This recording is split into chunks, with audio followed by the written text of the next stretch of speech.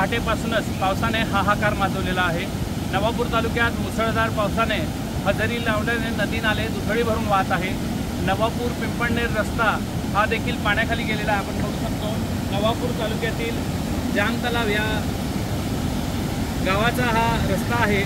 हा पूल आहे छोटासा, हा पूर्ण रस्ता पाण्याखाली गेल्याने या ठिकाणी धोकेदायक पद्धतीने वाहतूक सकाळपासूनच सुरू आहे।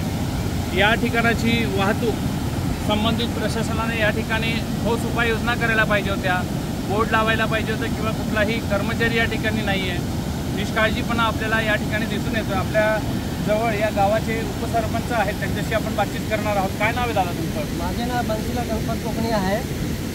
आम्ही एक महिन्यापासून या रस्त्याचे आम्ही सांगत आहे, पण कोणी लक्ष दिले नाही व आज रात्री पहाटेपासून 4:30 वाजेपासून सलग पाणी या पुलाच्या वरून चालू आहे आणि प्रत्येक वाहनवाले धोक्याने वाहने काढतात आणि बरेचदा आम्ही सांगूनही प्रशासन काही कारवाई केली नाही, म्हणून प्रशासनाने लक्ष द्यायला पाहिजे।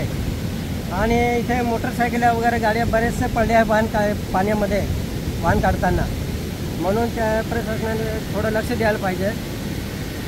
बघू शकतो सकाळपासून रस्ता पाण्याखाली गेलेला आहे, संध्याकाळ झालेली आहे, अजूनसुद्धा वाहनं धोक्यादायक पद्धतीने मार्गस्थ होत आहे।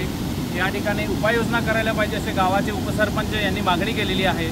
संबंधित नवापूर तालुका प्रशासन व जिल्हा आपत्ती व्यवस्थापनाने याकडे गांभीर्याने लक्ष देणं गरजेचं आहे। Nilesh Patil, Navapur express news, Navapur.